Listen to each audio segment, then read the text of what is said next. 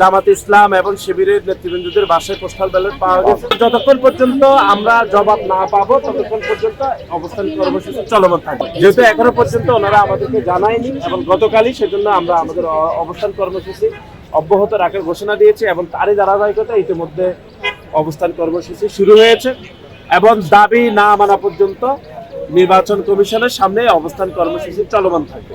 আজকে অন্য সেটা তো আমরা জানি না। আমরা তো তিনটি ভিন্ন ভিন্ন বিষয়ে আমরা দাবি রেখেছি। নির্বাচন কমিশন এখনো পর্যন্ত সুনির্দিষ্টভাবে সেগুলো কোনো জবাব দেয়নি।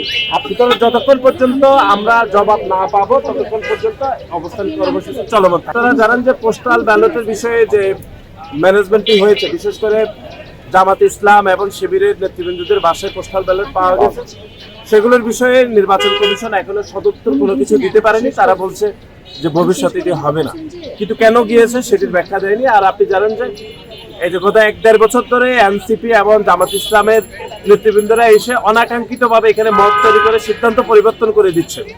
আমরা নির্বাচন কমিশনকে বলেছি যে দেশের সংবিধান নির্বাচন কমিশনকে স্বাধীনতা দিয়েছে, স্বাধীন মতামত গ্রহণ করার যে কোনো বিষয় দিয়েছে, কিন্তু সেটি না করে তারা এই যে মবের বিপরীতে তারা যে সিদ্ধান্ত গ্রহণ করতে পারছে না, সেজন্য আমরা বলেছি শক্তভাবে সিদ্ধান্ত গ্রহণ করা উচিত। আর শাহজালাল বিজ্ঞান প্রযুক্তি বিশ্ববিদ্যালয়ের বিষয়ে আমরা গতকালে বলেছি এ বিষয়ে কমিশন যেরকম বিভ্রান্তমূলক ভাবে বিশ্ববিদ্যালয়কে দ্বিতীয় সিদ্ধান্তটি দিয়েছে, আমরা সেটি পুনর্বিবেচনার জন্য কমিশনকে আসলে বলেছি।